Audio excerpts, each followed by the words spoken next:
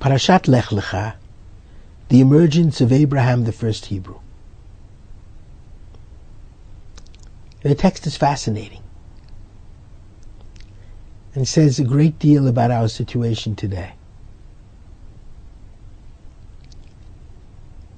Abraham is made a great nation because he has a mission. We've said very, very often before that through Abraham all the families of the earth will be blessed. Abraham will teach everyone compassionate righteousness and moral justice. Fundamentally, that the human being dare not be violated because the human being is created in the image of God. Shofech dam ha'adam ba'adam damo yishafech ki v'tzelem Elokim asa ha'adam. And so the human being dare not be enslaved because the human being is free, created in God's image. How does Abraham spend his time in Parashat Lech Lecha? He's the first missionary in the world. He builds altar after altar. Vayikra b'shem Hashem. He calls out in the name of God. He tells the people about this God of compassionate righteousness and moral justice.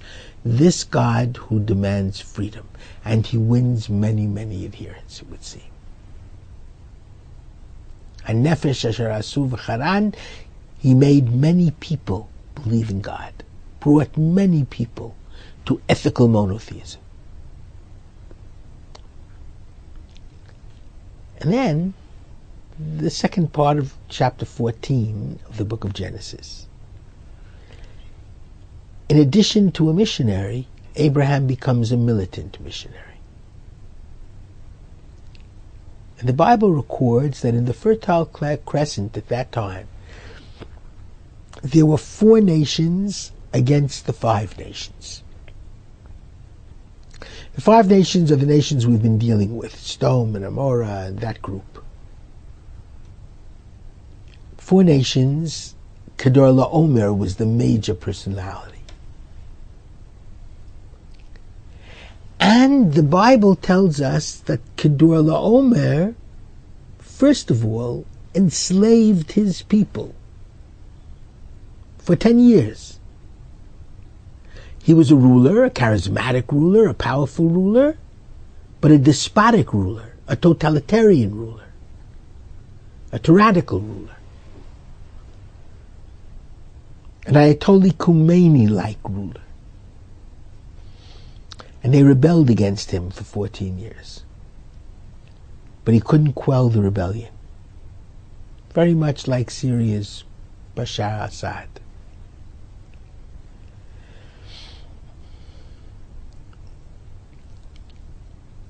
Abraham sees all of this and sees how Kedar Laomer is enslaving his people. Certainly he will enslave any other people he can control.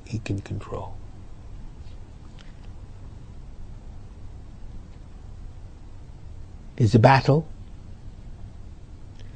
between the 5 kings, Sodom and Amorah and their cohorts, against Kedar Laomer, the 4 kings.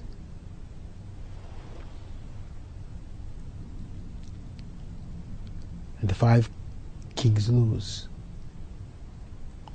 Because Kedar Laomer is a very practiced strategist.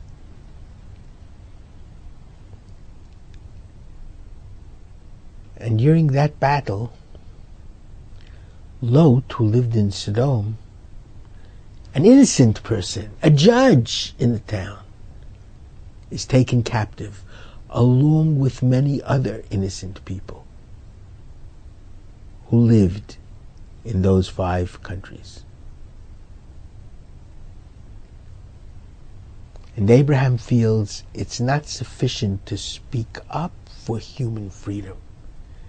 It's not sufficient to speak up for the fact that every human being is created in the image of God and is therefore inviolate. It's critical to fight for that if necessary, to make sure that the world does not forget the message of freedom. And so Abraham takes his 318 men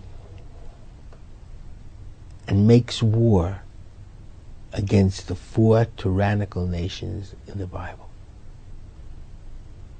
He makes war and he wins that war. And he shows for all generations that Jews cannot lead from behind. Jews must lead from in front. That's how Abraham spent his entire life. And that's his most important legacy to us. To be missionaries and militant missionaries. Willing to fight for our beliefs against the most powerful nations in the world.